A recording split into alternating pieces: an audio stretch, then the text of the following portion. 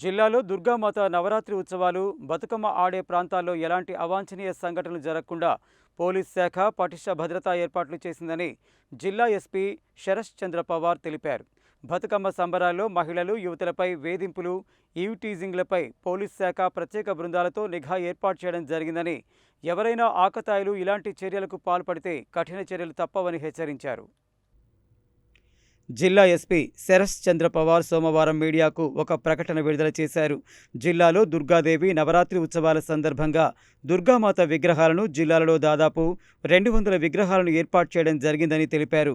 మండపాల దగ్గర ఆర్గనైజర్స్ బాధ్యత కలిగిన 2 వ్యక్తులు 24 గంటలు ఉండాలని, వారు మండపాల దగ్గర అప్రమత్తంగా ఉండి ఎలాంటి అవాంఛనీయ సంఘటనలు జరగకుండా జాగ్రత్తగా చూసుకోవాలని తెలిపారు.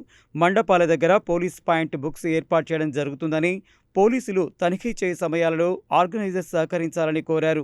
దుర్గామాత పూజలకు, సందర్శనానికి వచ్చే ప్రజలకు, మహిళలకు, యువతులకు ఎలాంటి ఇబ్బందులు లేకుండా క్యూ లైన్స్ ఏర్పాటు చేయాలని, మంటపాల దగ్గర విద్యుత్ వైర్లతో ప్రాబ్లం లేకుండా తగు జాగ్రత్తలు పాటించాలని, మంటపాల దగ్గర ఎలాంటి అగ్ని ప్రమాదాలు జరగకుండా ఫైర్ సేఫ్టీ జాగ్రత్త చర్యలు తీసుకోవాలని, అగ్ని ప్రమాద నివారణ గురించి ముందస్తు భద్రతా చర్యల్లో భాగంగా 2 బకెట్ల నీళ్లు, 2 బకెట్ల ఇసుక ఏర్పాటు చేసుకోవాలని సూచించారు. మండపాల దగ్గర, కాలనీలో నిర్విరామంగా పోలీసు పెట్రోలింగ్ బందోబస్తు ఏర్పాటు చేయడం జరిగిందని తెలిపారు. మండపాల దగ్గర వాలంటీర్స్ అప్రమత్తంగా ఉండాలని, ఎవరైనా కొత్తగా అపరిచిత వ్యక్తులు తిరుగుతున్నట్లు తెలిస్తే వెంటనే పోలీసులకు సమాచారం ఇవ్వాలని సూచించారు. దుర్గామాత ఉత్సవాల్లో టపాసులు నిషేధించడం జరిగిందని, డీజేలకు ఎలాంటి అనుమతి లేదని, చిన్నపాటి లౌడ్ స్పీకర్ ఏర్పాటు చేసుకోవాలని తెలిపారు. రాత్రి సమయంలో ప్రజలకు ఎలాంటి ఇబ్బందులు లేకుండా రాత్రి 10 గంటల వరకు స్పీకర్లను బంద్ చేయాలని తెలిపారు.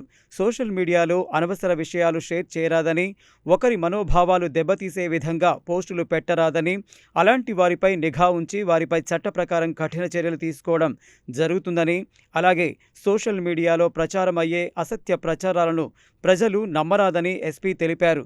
ప్రజలు అత్యవసర సమయంలో డయల్ 100కి కాల్ చేసి పోలీసు వారికి సమాచారం ఇవ్వాలని ఎస్పీ కోరారు.